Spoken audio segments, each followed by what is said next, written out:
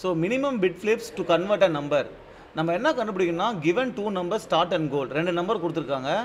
Return the minimum number of bit flips to convert start to goal. அதாவது ஸ்டார்ட்டில் எத்தனை பிட்ஸை மாற்றணும் நம்ம கோலாக கன்வெர்ட் பண்ணுறதுக்கு. ஓகே, ஃபார் எக்ஸாம்பிள் நம்ம அவுட்புட் சாம்பிள் இதை பார்த்தோம்னா இப்போ இதான் ஸ்டார்ட்டு. ஓகே, கோல் இதான். இப்போ 10 பைனரி என்ன 8421 போட்டுங்க. 10 பைனரி 1010.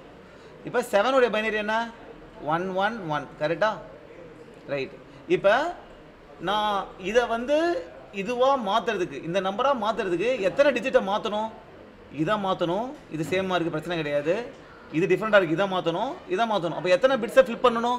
3 பிட்ஸை ஃப்ளிப் பண்ணணும். கரெக்ட். ஸோ அதுக்கு என்ன பண்ணலாம் அப்படின்னா, நான் இது 2 நம்பரையும் வந்து ஃபஸ்ட்டு எக்ஸ்ஆர் பண்ணிக்கலாம். எக்ஸ்ஆர் பண்ணாலே எனக்கு எத்தனை பிட்ஸு டிஃப்ரெண்ட் தெரிஞ்சிடும். ஏன்னா டிஃப்ரெண்ட்டாக இருந்தால் தான் 1 வரும் எக்ஸ்ஆரில், சேமாக இருந்தால் 0 ஆகிடும். ஸோ எக்ஸ்ஆர் பண்ணுற வேல்யூ வருது இல்லை, இதில் எத்தனை பிட்ஸு செட் ஆகிருக்கு அப்படின்றத நான் கவுண்ட் பண்ணாலே எனக்கு வந்து எத்தனை ஃப்ளிப்ஸ்ன்னு தெரிஞ்சிடும். So that's a logic. So writing code is very easy. So it's very easy.